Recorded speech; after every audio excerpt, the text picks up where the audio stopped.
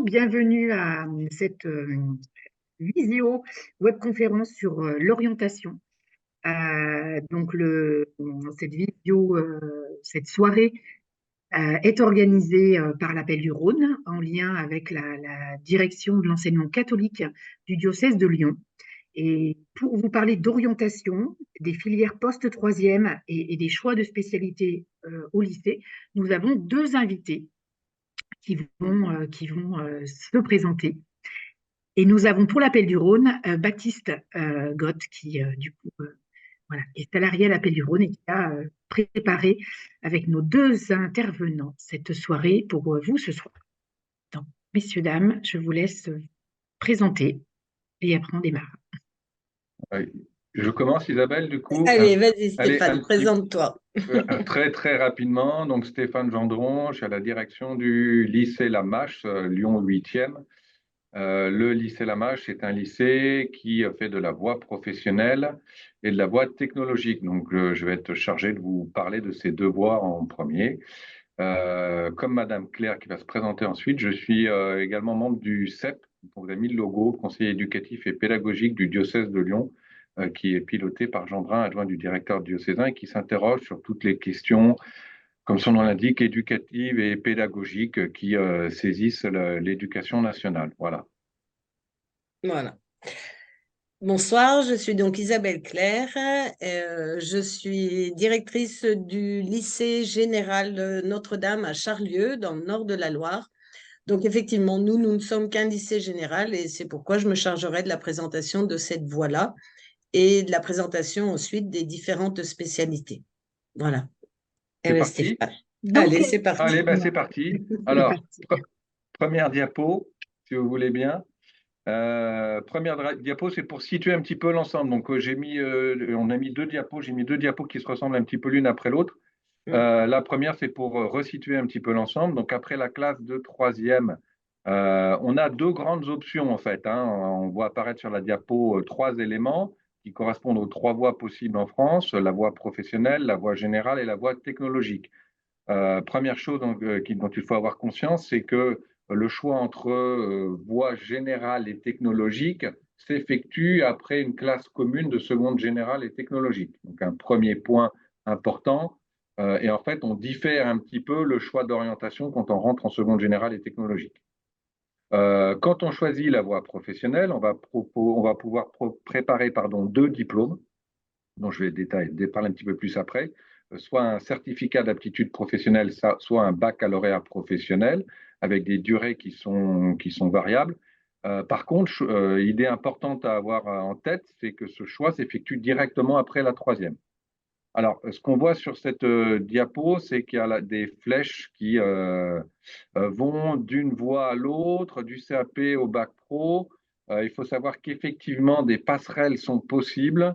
Après, le schéma est un petit peu ambitieux quand même.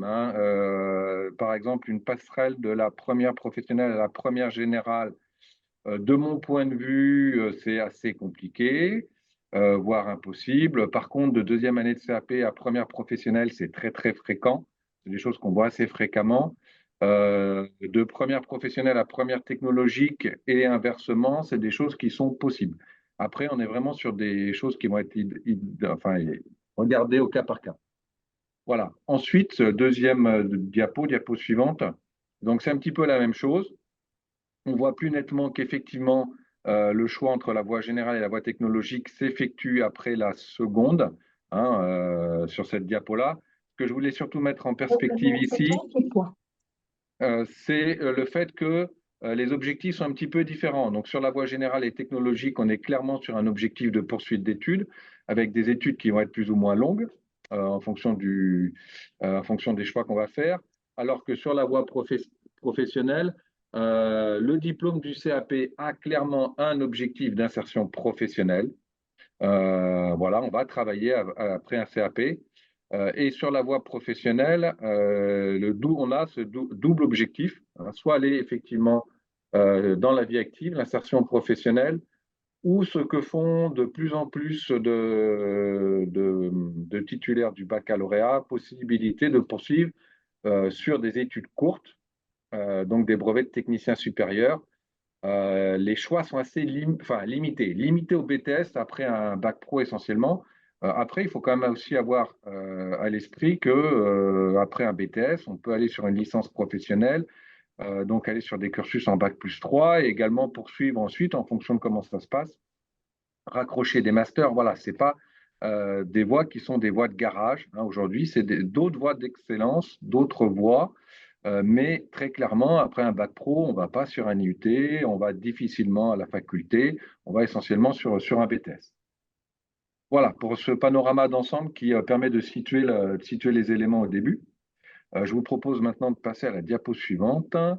Donc, on va faire un petit zoom sur la voie professionnelle.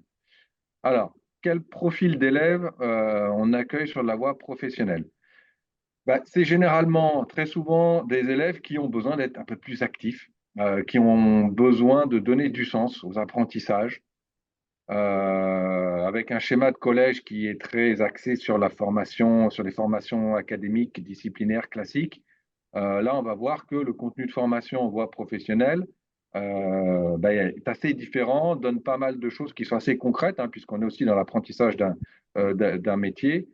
Donc, on est sur une formation qui est très concrète, qui vise, comme je le disais précédemment, l'insertion professionnelle, donc avec un contenu qui permet d'appréhender un peu plus des éléments plus concrets. Voilà. Et puis, on l'a vu tout à l'heure, avoir une double option à l'issue du diplôme, soit aller sur la vie active, alors c'est plus valable pour les bacs pro, soit aller sur les BTS.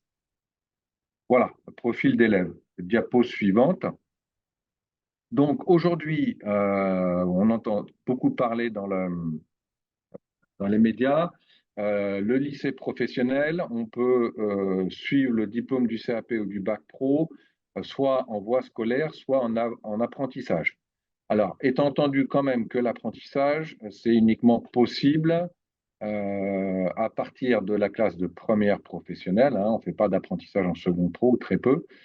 Et puis, ça va dépendre aussi des établissements. Par exemple, au lycée Lamache, là, dans lequel que je dirige, on ne va pas proposer de voie en apprentissage, on va proposer uniquement de la voie scolaire. Donc, si on est vraiment intéressé par l'apprentissage, il faut vraiment se renseigner. On est sur deux statuts qui sont différents, hein, puisqu'un apprenti, c'est un salarié, donc qui va dépendre d'une UFA ou d'une CFA, donc qui est rattaché à une unité de formation des apprentis.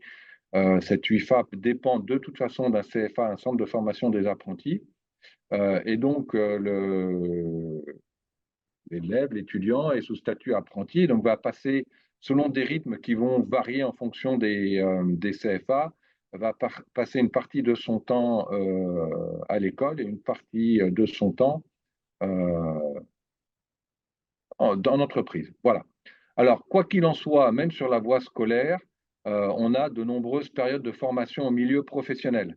Hein, sur le format du CAP, on est entre 12 et 14 semaines de stage en entreprise. Sur les bacs pro, ça vient d'être réformé, on était à 22, on est passé à 20 semaines de PFMP sur les 3 ans de formation. Voilà. Alors, sur les CAP, je vous l'ai mis en dessous, le format classique, c'est 2 ans. Après, en fonction de son parcours, de son vécu, puisqu'on a parfois des gens qui reviennent sur des CAP après un vécu professionnel important, on peut envisager de faire le CAP en 1 an. On peut aussi envisager de le faire en 3 ans quand on est en situation de handicap, voilà, qui est reconnue. Il y a des aménagements possibles. Le format classique reste sur 2 ans.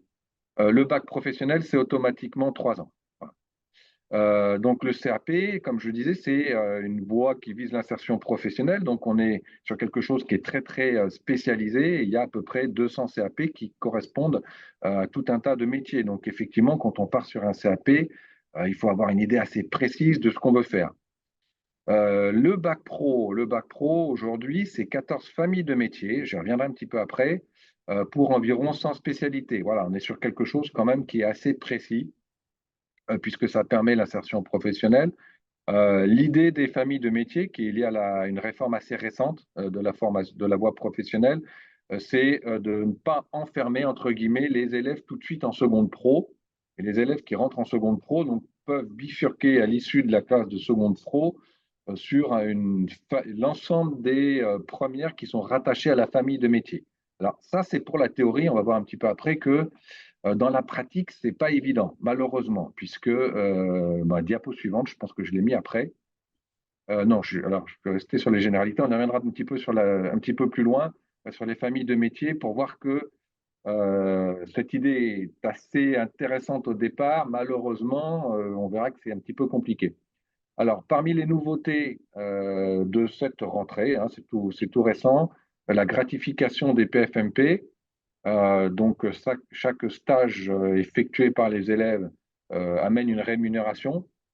Alors, ce qui, d'un certain côté, fait perdre un petit peu d'attrait à l'apprentissage. Hein. Ça dépend de quel point de vue on se place, comment on voit les choses. Donc, cette gratification augmente en fonction de la compétence des élèves, hein, puisque on a 50 € pour la première année de bac pro, 75 en première pro et à 100 € en terminale pro. Donc, si vous m'avez suivi, on a 20 semaines au total.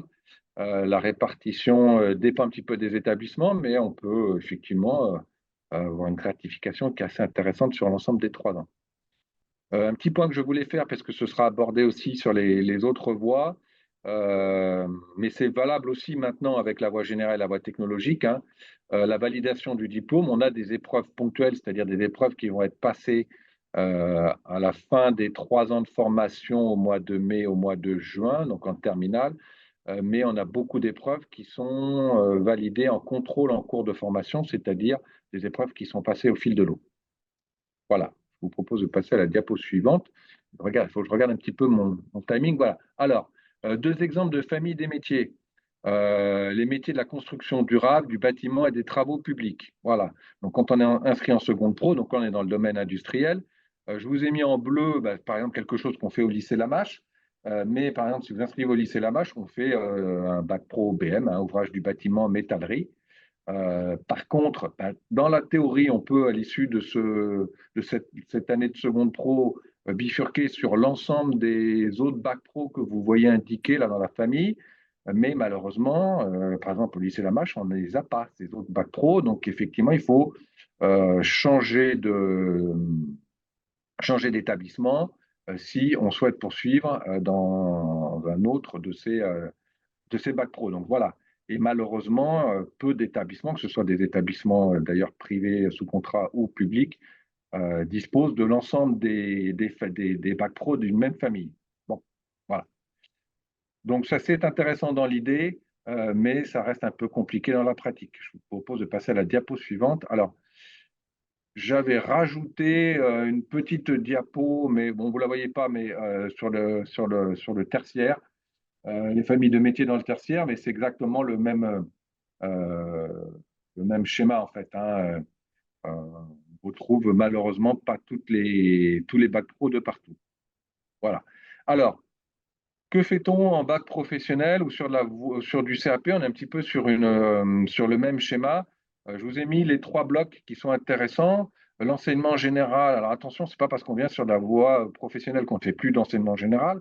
Évidemment, par rapport au collège, on est sur des volumes qui sont allégés, hein, mais on fait toujours des lettres, du français, de l'histoire, l'éducation morale et civique, des mathématiques, qui vendent essentiellement à de l'anglais. Donc, selon les spécialités, soit de la physique-chimie ou une LVB. Donc, physique-chimie, c'est plutôt sur les spécialités industrielles, la LVB plutôt sur les spécialités tertiaires, de l'EPS et de l'art appliqué. Voilà. On voit apparaître un gros volume d'enseignement professionnel, ce qui est logique, hein, puisque le but de la formation, c'est justement l'insertion professionnelle. Alors, qui se divise en 2 pôles. Hein. Il y a une grosse partie pratique, et une partie aussi d'enseignement technique théorique parmi ces 13 heures.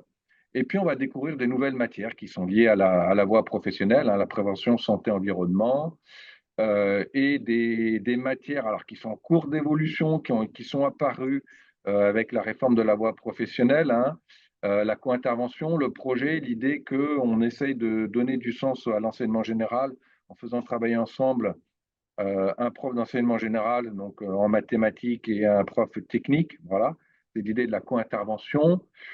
C'est en cours d'évolution avec les réformes, les nouvelles réformes actuelles. On fait de l'économie droit, l'économie gestion. Voilà. Donc voilà, on a un rééquilibrage de l'enseignement avec évidemment un gros temps d'enseignement professionnel qui apparaît. J'ai mis quelques images ensuite qui illustrent un petit peu ces temps d'enseignement professionnel. Alors, étant dans un établissement industriel, donc j'ai mis des choses qui sont avec, on propose au lycée Lamache, mais c'est simplement pour illustrer le fait que voilà, on rentre dans quelque chose qui est assez concret, qui peut être assez concret. Un petit zoom sur les secteurs qui se développent, qui sont des éléments, alors, comment dire, sont des points d'attention à la fois du recteur d'académie et du président de région, hein. On va avoir dans quelques années des besoins très forts dans les domaines que j'ai indiqués, là, le numérique et tout ce qui est énergie décarbonée, les domaines de santé et de l'accompagnement en grand âge, et les domaines de la construction durable. Donc, en fait, dans ces secteurs-là, mais dans pas mal d'autres aussi, on va avoir comment dire, des formations qui vont s'ouvrir sur les voies professionnelles, et c'est des secteurs qui sont en tension actuellement, hein, qui font l'objet de plans de développement et d'évolution des cartes des formations, dont je parlerai un petit peu après en lien avec la réforme de la voie professionnelle. Voilà. Je voulais faire ce petit zoom là, parce que ça, c'est assez d'actualité, hein, c'est des éléments qui ont été communiqués assez récemment au chef d'établissement des voies professionnelles. Donc, diapo suivante, quelques points sur la réforme. Là, je vais aller assez vite là-dessus, hein, pour aller ensuite répondre à d'éventuelles questions sur la voie professionnelle. Donc, les mesures de la réforme du lycée professionnel. Donc, on est sur une idée de renforcer les mathématiques et les mathématiques et le français. Donc, l'idée de renforcer ces heures-là. Bon, voilà, ça c'est la théorie. On n'a pas les dotations encore. Donc, concrètement, on ne sait pas ce qu'on va pouvoir mettre en place. Permettre aux élèves de choisir des options, ça malheureusement c'est une belle idée, mais ça dépend aussi des capacités de chacun des établissements. Par contre, j'ai mis un petit zoom ensuite sur l'année de terminale. Donc ça devrait, c'est la diapo 15, si on peut la voir. Voilà, donc cette année de terminale qui va être mise en œuvre à partir de la rentrée prochaine, vise à tout un temps commun jusqu'à mi-mai, avec une partie des épreuves d'examen qui seront en mai, et avec l'idée ensuite que sur le mois de mi-mai à juin, en fonction du souhait des élèves, soit on va les envoyer en stage en entreprise pour favoriser leur insertion professionnelle, donc pour tous les élèves qui souhaitent s'insérer après l'année de terminale, hein, aller travailler. Et en revanche, pour tous les élèves qui envisagent de poursuivre sur des brevets de techniciens supérieurs, les préparer à la réussite en BTS, donc avec un renforcement dans différentes matières pour favoriser leur réussite. Donc ces élèves-là, au lieu d'aller en stage, contrairement à ceux qui se destinent à l'insertion professionnelle, resteront, puisque tout ça reste à organiser dans les établissements, hein, c'est tout nouveau, c'est pas mis encore en œuvre. C'est ce qui va être mis en œuvre à partir, le texte, vous voyez, date du 3 février. Donc c'est tout récent. On avait les éléments un petit peu avant, hein, quand même, c'est pour ça que j'ai pu le mettre sur la diapo. Voilà, on sait que voilà, on va avoir des parcours différenciés pour préparer la suite en fonction du souhait des élèves. Voilà, j'en ai fini, pardon, pour cette partie sur la voie professionnelle. Et puis la dernière diapo revient un petit peu sur ce que je disais tout à l'heure, notamment le développement de l'offre de formation dans certains secteurs, avec des spécialisations qui seront proposées aussi, hein, une autre voie, une autre possibilité à l'issue du bac pro, des spécialisations dans certains domaines pour faciliter l'insertion professionnelle. Donc avec ce qu'on appelait avant des mentions complémentaires, ce qui va s'appeler aujourd'hui des spécialisations. Je ne me souviens plus exactement du terme, qui vient de changer. Donc des formations très professionnalisantes en un an et qui viennent compléter un bac pro. Et je vous ai indiqué tout à l'heure les secteurs qui seront visés particulièrement dans notre région académique.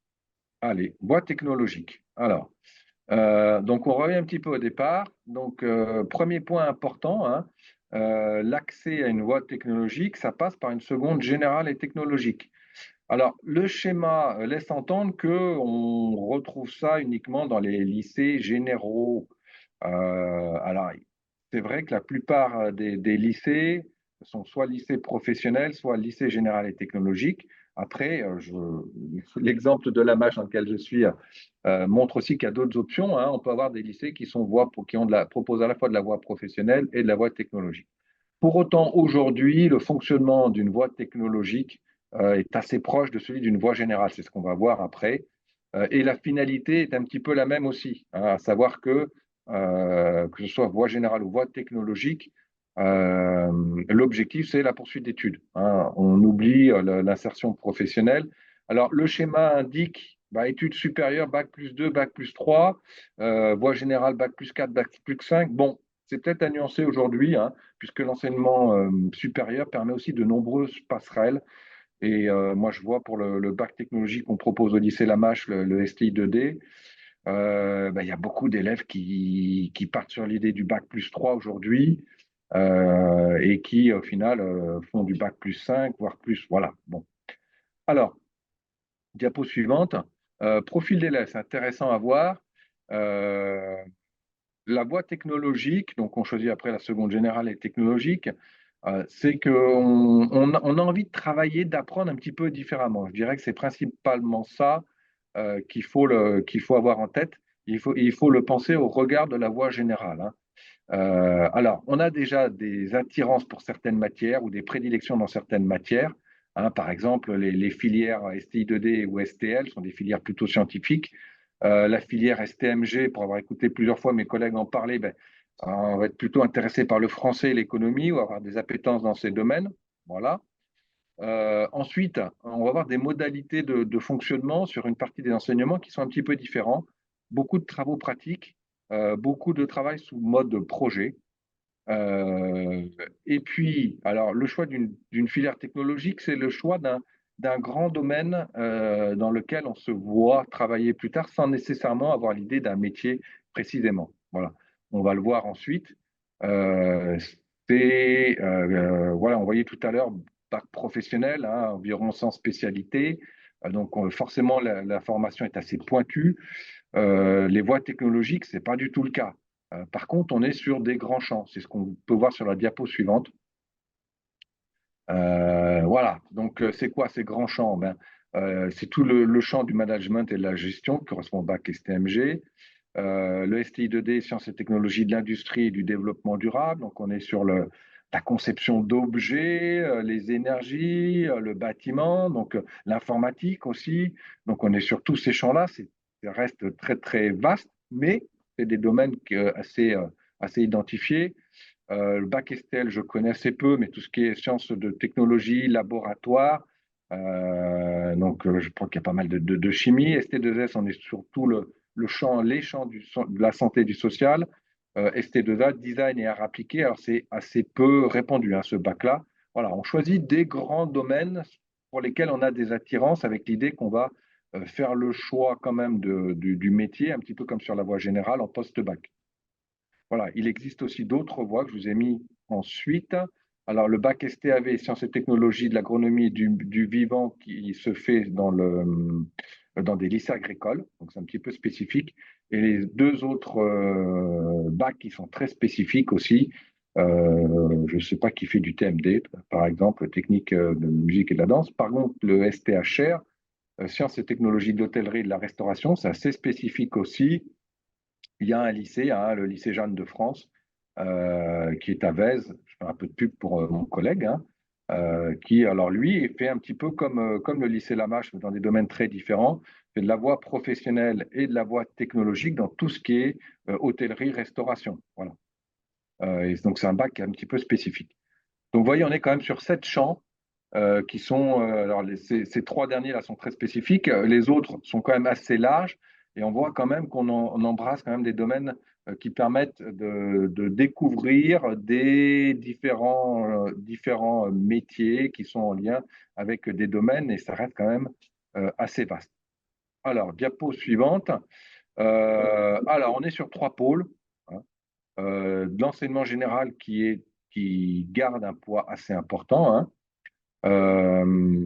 Les enseignements technologiques qui vont dépendre évidemment de la série qu'on va choisir. Et on a aussi différentes options qui sont possibles sur la voie technologique, un petit peu comme sur la voie générale. Le découpage des enseignements est exactement le même que sur la voie générale. Des enseignements communs, troncs communs, des enseignements de spécialité et des enseignements optionnels. Après, la différence entre la voie générale et la voie technologique, c'est qu'effectivement, quand on choisit une série technologique, STI 2D ou par exemple STMG, on choisit nécessairement les enseignements de spécialité qui sont rattachés. On est sur le même schéma puisqu'on va avoir 3 enseignements de spécialité en première et 2 enseignements de spécialité en terminale. Voilà, diapo suivante. Là, c'est pour voir un petit peu l'organisation, la préparation de l'examen. Donc, on est sur le même schéma que sur la voie générale. Ce qui va changer de mémoire, c'est que le poids du grand oral est plus important, puisque sur la voie technologique, voilà, merci, on est ici. Vous arrivez bien à me suivre. C'est super. Le coefficient est plus important sur la voie techno, on est à 14. Sinon, on est un petit peu sur le même schéma, avec une part importante de contrôle continu, 40%, et 60% sur des épreuves terminales, qui vont être un petit peu au même nombre. On est sur 2 épreuves de spécialité en terminale qui maintenant sont repassées au mois de juin. Ça bougera peut-être encore d'ici là. C'était au mois de mars, aujourd'hui c'est revenu au mois de juin, le grand oral, donc en terminale, fin de terminale, et la philosophie. Donc on est à 4 épreuves, le reste est en contrôle continu. Voilà. Sur cette voie-là, je crois que j'ai fait un petit peu le tour. Alors, comme ce qui est intéressant quand on choisit une voie technologique, effectivement, j'y reviens un petit peu, c'est que on fait pas mal d'enseignements technologiques, justement, ces 12 heures semaine, et on travaille beaucoup sous mode projet sur cette voie-là. Et on a quand même très souvent aussi un choix d'enseignement spécifique entre la première et la terminale, et tout ça va dépendre de la série que l'on a choisie. Et je serais incapable de vous en parler, puisque c'est quand même très spécifique, à l'exception de la série STI 2D qu'on propose au sein de l'établissement. Voilà, je pense que je ne suis pas trop mal au niveau du timing et j'en ai terminé pour cette partie. Très bien. Allez, on enchaîne avec la voie générale. J'ai repris la même diapo que mon collègue, effectivement, pour vous montrer qu'on est cette fois sur cette voie générale qui débute dans la seconde générale et technologique et qui se poursuit sur une première et une terminale. Donc, comme on l'a dit, là, effectivement, on part sur un parcours qui se poursuit sur des études plus longues. Après un bac général, évidemment, il n'y a aucune professionnalisation possible.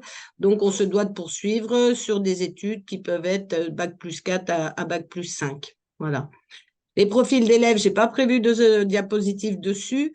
En voie générale, on va avoir des élèves soit qui ont un projet construit d'orientation et qui savent qu'ils ont besoin de ce bac général pour poursuivre, soit des élèves qui, à l'inverse, ne vont pas forcément être bien encore fixés sur ce projet d'orientation et qui vont se donner un peu plus de temps pour y réfléchir. Alors, avant, c'était valable quand on avait encore les bacs avec des séries, comme certainement vous, les parents, vous l'avez tous connu. Aujourd'hui, c'est un petit peu moins vrai, puisqu'effectivement, on va quand même leur demander de se spécialiser dès la première. On verra ça tout à l'heure. Voilà, mais on se donne quand même une année de plus de réflexion sur l'année de seconde, puisque c'est effectivement une année où le gros travail de l'équipe va être d'accompagner ces élèves dans la construction d'un projet d'orientation. En effet, à partir du mois de février déjà, on est en train de faire ça en ce moment, on leur demande de nous choisir 4 spécialités qui vont vouloir, enfin 4. Normalement, il ne faut que 3, mais ils peuvent nous en donner 4 en février, des spécialités qu'ils vont devoir suivre à partir de la première. Voilà. Donc, des élèves qu'on accompagne beaucoup. Je crois que c'est le point commun de tous nos établissements dans l'enseignement catholique. On les accompagne sur ce projet d'orientation, ce qui nécessite de très, très bien les connaître. Et on va leur proposer tout un tas d'activités en lien avec cette recherche. Donc, on va faire des salons, on va faire venir des professionnels et un gros travail de fait également souvent avec les documentalistes qui sont formés à ça dans nos CDI, avec beaucoup de documentation pour comprendre tout ce qui peut les attendre. Voilà. On peut passer à la slide suivante. Donc, la scolarité en lycée général. Je vous ai présenté les 3 années, la seconde générale, la première, la terminale. Alors, en seconde, on a un tronc commun qui fait avec les différentes matières que vous avez à côté. Donc, vous retrouvez bien sûr les mêmes matières qu'au collège. Je vous ai mis un petit coup de fluo sur les 2 nouvelles matières. Je mets mes lunettes. Sciences économiques et sociales, SES, qui arrive donc en seconde dans le tronc commun. Donc, comme le nom l'indique, on mêle à la fois les études économiques et sociales. On aborde, par exemple, les problèmes du chômage, tout ce qui concerne le monde du travail en France notamment. Et la deuxième matière nouvelle pour tous, sciences numériques et technologiques. Là aussi, le nom est très parlant. Beaucoup d'informatique. On va apprendre, par exemple, à faire un site sur Internet. On va apprendre à naviguer sur le net et adopter les bonnes habitudes à avoir. En plus de ce tronc commun, on peut choisir des options. Donc, les options, eh bien là, il faut aller voir dans chaque établissement ce qui est proposé. Vous avez bien sûr le latin, vous pouvez avoir de l'art plastique, vous pouvez avoir des options artistiques, vous pouvez avoir des options sportives. Chaque lycée a une carte de formation et propose certaines options. J'ai rajouté également, bien sûr, l'accompagnement personnalisé. Là, c'est un volume horaire qui est déterminé selon les besoins des élèves, déterminé aussi en fonction des heures qui sont attribuées dans chaque établissement. En tout cas, il faut au moins une 50aine d'heures dans l'année pour pouvoir vraiment accompagner à la fabrication, à la construction de ce projet d'orientation. Voilà. Donc, on peut avoir des semaines qui vont de 26h30 à 31h30 hebdomadaires si on se rajoute des options. Voilà. Pour la première, donc on retrouve ce tronc commun qui va avoir 16 heures. Et là, bien sûr, on a des matières qui disparaissent. Je vous ai mis la liste en dessous, puisque ces matières qui disparaissent vont ensuite pouvoir prises en enseignement de spécialité. Donc, on ne fait plus que du français, de l'histoire géo.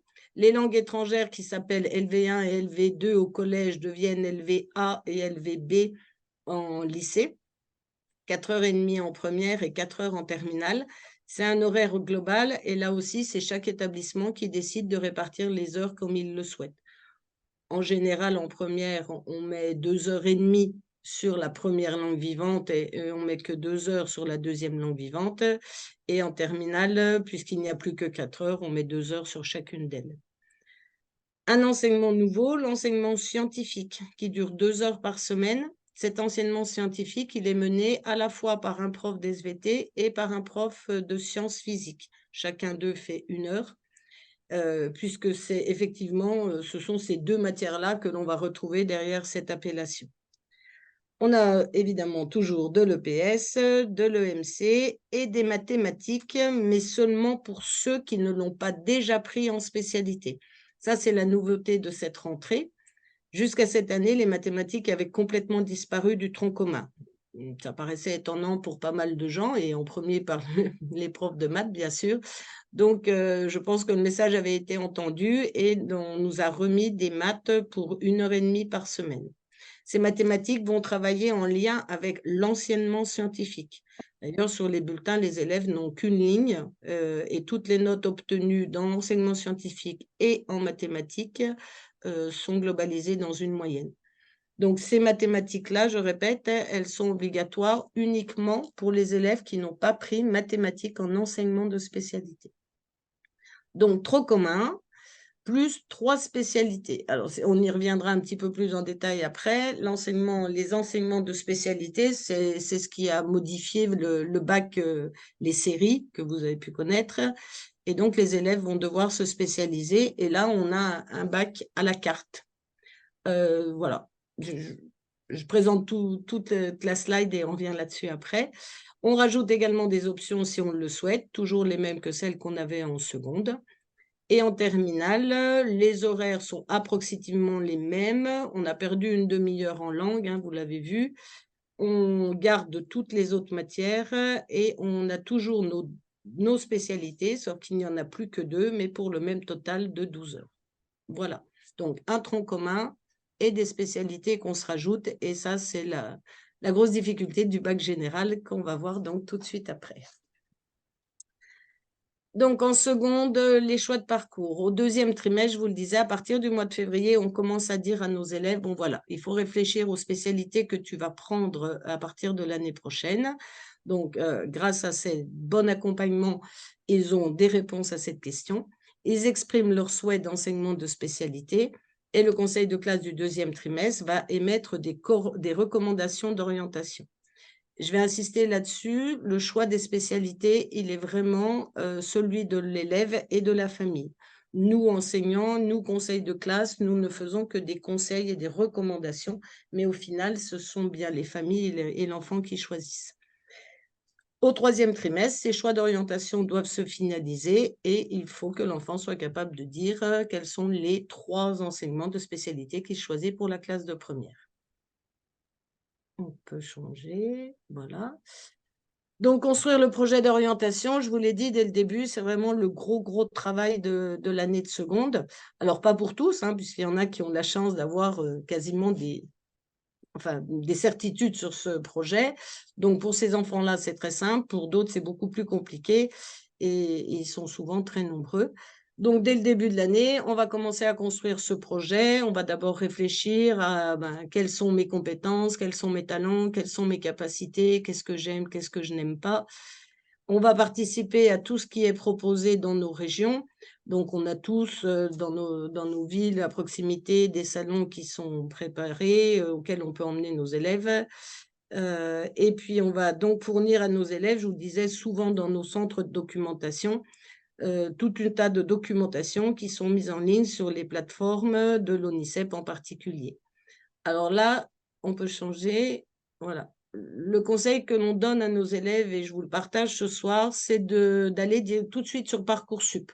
Vous en entendez beaucoup parler comme étant une plateforme source d'angoisse, de stress et beaucoup de choses.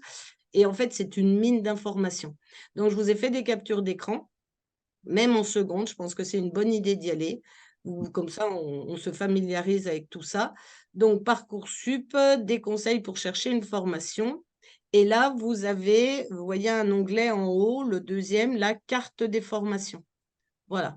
Si vous cliquez sur cet onglet, vous avez ensuite la possibilité de faire des recherches et d'aller voir ce que les écoles qui vous tentent vont demander. C'est très important dans le choix des spécialités. Voilà, donc si vous savez déjà que vous voulez intégrer une école de médecine, vous tapez école de médecine, vous dites dans quelle ville cette école vous intéresse et vous allez aller sur le site de l'école de médecine qui vous intéresse. Et là, l'école de médecine écrit noir sur blanc quelle spécialité elle attend. Parce que c'est vraiment de ça dont on a besoin. Savoir quelle spécialité on a besoin pour rentrer dans cette école. Donc, Parcoursup, vraiment, c'est un très, très bon outil de renseignement. On a toutes les écoles et les écoles ont cette obligation vraiment de le dire. C'est ce qu'on appelle les attendus du supérieur. Chaque école doit dire ce qu'elle attend des élèves qu'elle va intégrer. Et en plus, plus on va sur cette plateforme, plus on se familiarise. Et quand on arrive en terminale, elle est beaucoup moins stressante qu'on ne l'imaginait. Deuxième source d'information proposée par l'Éducation nationale et l'ONICEP, Horizon 21. Là aussi, vous voyez, vous pouvez, et il faut le faire aux élèves parce que c'est vraiment efficace, vous avez un simulateur et donc vous tapez les combinaisons de spécialités qui vous intéressent pour découvrir les perspectives de formation. Voilà, vous hésitez entre 2 ou 3 spécialités, eh bien, vous faites ça et donc le simulateur va vous dire si vous prenez de l'anglais, SES et de l'histoire géo Sciences Po, ben voilà quelle formation vous pouvez faire en mêlant ces 3 spécialités-là. Donc, c'est très efficace là aussi pour faire ses choix. Troisième plateforme qui est aussi très intéressante, le module lycée Avenir. C'est aussi proposé par l'Éducation nationale.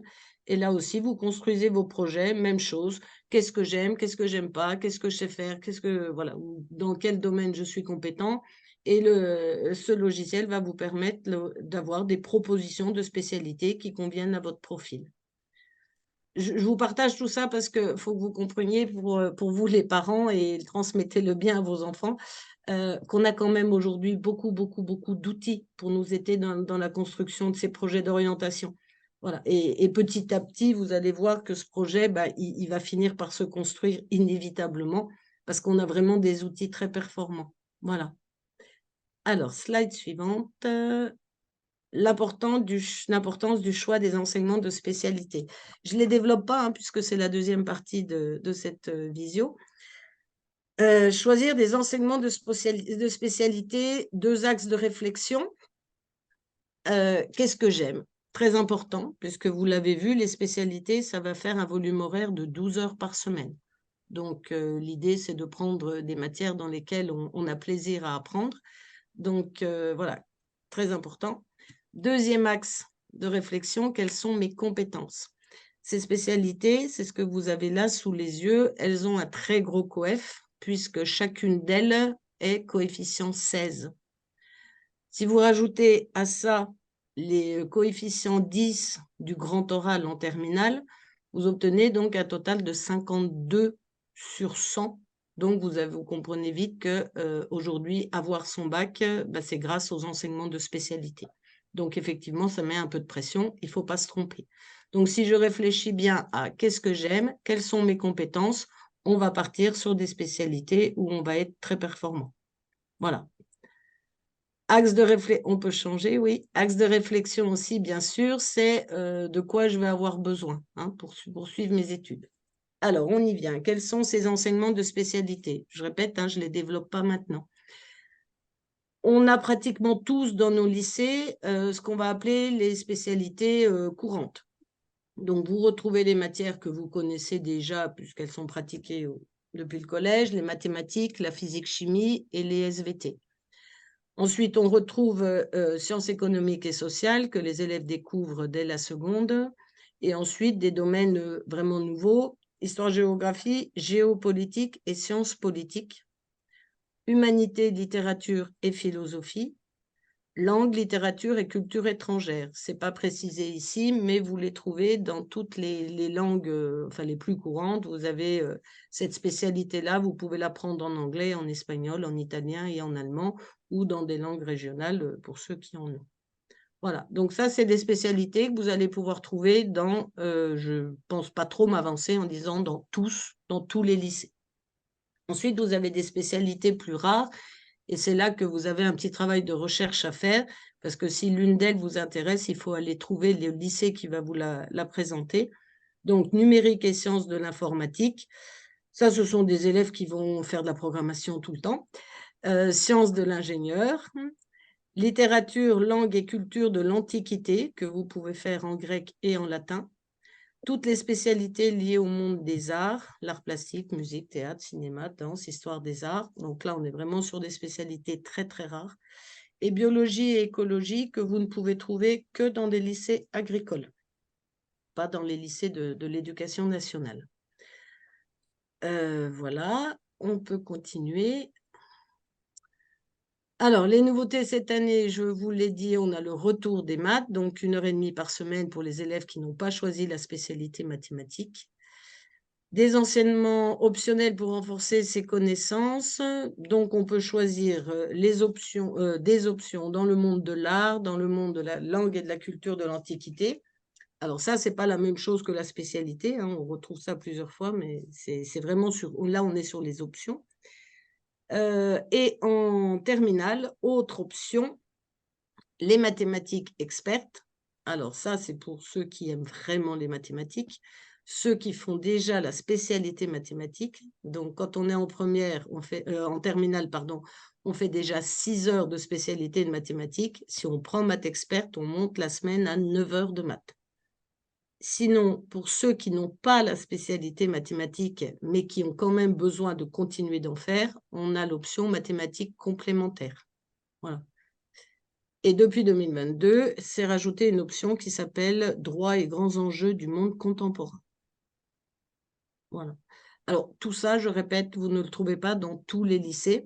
C'est le rectorat qui fait la carte des formations et qui accorde à chacun des lycées telle ou telle option ou telle spécialité. Le baccalauréat général et technologique, ben, mon collègue vous l'a dit et vous l'a montré tout à l'heure, effectivement, il est fait de la même façon. Donc, on a 40% de la note finale qui est obtenue par le contrôle continu. Donc, ce contrôle continu, ce sont les notes obtenues sur les 2 années de première et de terminale. Là, on parle des disciplines du tronc commun qui ne font pas l'objet d'un examen à la fin. Voilà, donc ce sont toutes ces matières du tronc commun qui s'additionnent et qui vous donnent 40% de la note finale. Vous avez le détail là. Comme je sais que vous pouvez récupérer le diaporama à la fin, je ne vous lis pas tous ces chiffres. Voilà. L'enseignement de spécialité que l'on va abandonner en terminale va être également coefficienté, coef 8, et fait partie du tronc commun. Voilà. Du contrôle continu, pardon. Donc, contrôle continu, 40% de la note finale. Et les 60% qui sont donc le contrôle terminal. Alors, là-dedans, vous avez les épreuves de français qui se déroulent toujours en fin de première avec un coefficient 5 pour l'oral et un coefficient 5 pour l'écrit. On passe ensuite les 2 enseignements de spécialité que l'on suit en terminale et qui ont chacune un coefficient 16. Donc là, effectivement, ça a changé cette année. Elles sont de nouveau passées au mois de juin, alors qu'avant, elles se passaient au mois de mars. Elles se passaient au mois de mars parce que les écoles voulaient justement que ces notes comptent sur Parcoursup pour les aider à choisir leurs élèves. En les faisant passer au mois de juin, c'est plus tard et ça ne partira pas sur Parcoursup. Donc, le choix des élèves se fera uniquement sur les notes du contrôle continu. On a la philosophie qui existe toujours à partir de la terminale et qui remplace les heures de français. Donc là, on est sur du coef 8 en voie générale et seulement 4 en voie techno. Et donc, ce grand oral, coefficient 10 en voie générale. Le grand oral, on l'a mis tout à l'heure dans les points des spécialités parce qu'effectivement, cette épreuve, il s'agit pour les élèves de présenter une problématique qui est traitée sur une des matières prises dans les 2 enseignements de spécialité. Voilà. Et les notes des bulletins de toutes les disciplines de la classe de première et de terminale, ainsi que les résultats aux épreuves anticipées de français, sont donc toutes prises en compte pour Parcoursup, c'est-à-dire pour faire le choix des élèves dans les écoles. La dernière slide, c'est la même chose sous forme de ce petit graphique. Voilà.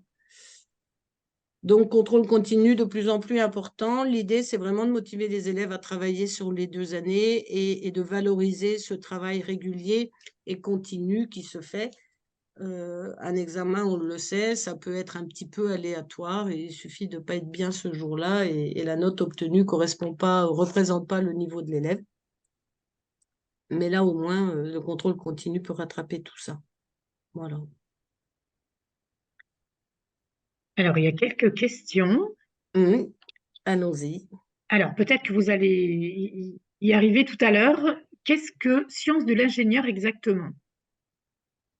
Le nom est un petit peu trompeur. On pourrait penser que si on veut devenir ingénieur, il faut faire sciences de l'ingénieur. Non. C'est très proche d'un enseignement technologique, de technologie. Voilà. C'est pas, le nom est trompeur. Il ne faut pas imaginer qu'avec ça, on devient ingénieur. Après, si on prend en spécialité sciences de l'ingénieur, on peut se préparer à le devenir aussi. Mais voilà. Donc, c'est un enseignement de technologie niveau lycée. Ok. Alors, il y avait une question avant que je n'ai pas donnée en priorité. L'accompagnement en seconde est-il fait avec chacun des professeurs ou y a-t-il un enseignant dédié? Il y a un enseignant dédié puisque ces heures sont placées dans les emplois du temps. Donc, il y a le travail du professeur principal pour la classe, bien sûr, déjà. Et puis après, ça peut être n'importe quel enseignant qui a 1 heure d'accompagnement personnalisé dans son emploi du temps avec ses élèves. Je répète, il y a souvent un gros travail de fait aussi avec les documentalistes qui suivent beaucoup les élèves, qui ont des formations de proposer pour accompagner à l'orientation. Donc, ça peut être n'importe quel enseignant, mais c'est placé dans les emplois du temps. Ok. Pouvez-vous nous dire combien d'heures de spécialité y a-t-il dans une semaine? 12. 12 heures de spécialité en première, en sachant qu'il y en a 3, il y a 3 spécialités, chacune 4 heures. Et en terminale, comme on en abandonne une, il en reste plus que 2 qui ont chacune 6 heures. Donc, c'est 12 heures au total en première et en terminale. Et alors, une dernière question, en tout cas pour le moment. Est-ce que le contrôle continu ne risque pas d'être variable d'un lycée à l'autre? Alors, pour éviter ça, il y a 2 ans déjà maintenant, on nous a demandé de faire un projet d'évaluation. Donc, dans chaque lycée, on a rédigé un projet d'évaluation qui était très guidé. On a été accompagné par des inspecteurs de l'éducation nationale pour les rédiger. Et dans ces projets d'évaluation, justement, on devait expliquer comment on allait évaluer nos élèves en contrôle continu. Je répète, on était très guidés par les inspecteurs de façon à ce que, justement, au final, nos projets se ressemblent beaucoup. Donc, dans un projet d'évaluation, on va trouver, par exemple, combien d'évaluations minimum on va faire par trimestre pour avoir une moyenne représentative. On va également préciser quel type d'évaluation on doit mettre en place. Et là, on nous guidait beaucoup. On nous demandait de les varier, justement, ces évaluations. Donc, il doit y avoir des travaux de groupe, il doit y avoir des évaluations qui peuvent se faire à l'oral, qui peuvent se faire à l'écrit, des évaluations de travaux faits à la maison, de travaux faits en classe. Voilà. Et donc, on a tous rédigé ce projet d'évaluation très guidé, de façon à ce qu'effectivement, il y ait une vraie harmonie dans les méthodes d'évaluation. Je ne crois pas qu'il y ait beaucoup d'écart d'un établissement à un autre. En tout cas, pas plus qu'il ne peut y avoir d'un prof à un autre. Voilà. Et ces moyennes, enfin, le maître mot de ces moyennes obtenues sur les bulletins, ça doit être qu'elles doivent être représentatives du niveau de l'élève. Voilà. C'est ce qui est le plus important. La moyenne doit être représentative du niveau de l'élève. Mais franchement, ça a bien fonctionné et il y a quand même une vraie harmonisation qui s'est faite dans nos établissements. Après, l'évaluation, ça reste une pratique humaine, donc il peut y avoir effectivement des variations d'un enseignant à un autre, mais pas tant que ça. Ok. Et alors, du coup, il y a une question. En terminale, il n'y a plus que 2 spécialités. Est-ce bien C'est cela? ça. C'est ça. C'est ça. Ils en prennent 3 en première et on leur demande d'en abandonner une à la fin de la première pour n'en garder que 2. L'idée, c'est vraiment de se spécialiser de plus en plus. Voilà. Donc, on est sur un bac général, mais qui se spécialise de plus en plus. Abandonner la 3e en fin de première, c'est pas ce qu'il y a de plus compliqué. Le plus compliqué, c'est de les choisir en seconde. En général, les 2 premières arrivent très vite. Elles arrivent très vite parce que l'élève se connaît bien, l'élève commence à savoir de mieux en mieux ce qu'il veut faire. Donc, il va en trouver 2 très rapidement. La 3e, je ne vais pas dire que c'est une spécialité par défaut, il ne faut pas exagérer, mais en général, celle qui est choisie en 3e, c'est celle qui va être abandonnée en fin de première. Donc, voilà. Elle vient compléter les 2 premiers, les 2 autres. Alors, du coup, il y a une remarque. L'évaluation continue dans un lycée avec un niveau super haut d'exigence risque de pénaliser les élèves pour le contrôle continu. Non, pour une interrogation. Non, je pense que c'est fini ça. Un lycée a à cœur de faire réussir ses élèves dans son projet d'orientation. En fait, je pense que c'est le cas de tous les établissements d'enseignement catholique. Notre souhait, c'est de leur faire réussir non seulement leur scolarité, mais ce projet d'orientation. Et vous le dites vous-même, effectivement, ce serait les pénaliser sur Parcoursup. Donc, je ne dis pas que ça a pu se faire à d'autres moments, à d'autres époques, mais c'est terminé.